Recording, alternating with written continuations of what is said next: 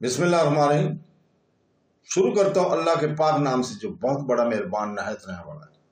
दोस्तों, बहनों, भाइयों, बुजुर्गों, अस्सलाम वालेकुम वरहमतुल्लाहि वबरकातुहू।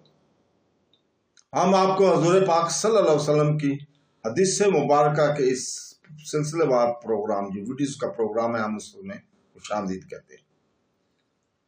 और हदीस मुबारक का ये सफ़र हमने सही बुखारी से शुरू किया हुआ है, जिसे उम्मत मुसलमान ने कुरान पाक के बाद सबसे मोतबर किताब करार दिया।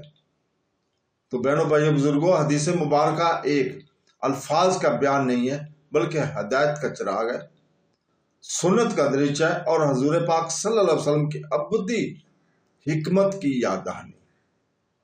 तो आइए आज हम आपके सामने सही बुखारी की हदीस नंबर 76 को बयान करते हैं और आप इसको सुने। दोस्तों, बहनों, भाइयों, बुजुर्गों, हजरत इब्न अब्बास रजी अल्लाह ताला से रिवायत है कि उन्होंने फरमाया, मैं एक दिन गधी पर सवार होकर आया। इस वक्त मैं करीबुल बलोग था और रसूल पाक सल्लल्लाहु अलैहि वसल्लम मना में किसी दीवार के सामने किए बगैर नमाज पढ़ा रहे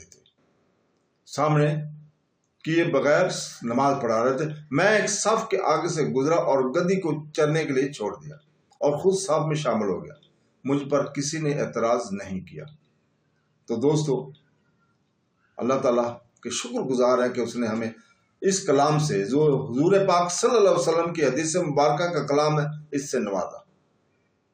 और हम अल्लाह ताला से गुजारिश करते हैं, दुआ करते हैं कि वो हमें कुरान पाक और हदीस नबवी को पढ़ने, सुनने, समझने और इसके ऊपर अमल करने की तौफीक अता फरमाए। आमीन सुम आमीन। और कल तक हम इजाज़त चाहते हैं। कल इंशाअल्लाह ताला हम इसी वक्त, अगर अल्लाह ताला ने ज़िंदगी दी, तो सही बुखारी की हदीस नंबर 77 को आपके सामने बयान करेंगे। तो कल तक के लिए इजाज़त। अल्लाह हाफ़िज़।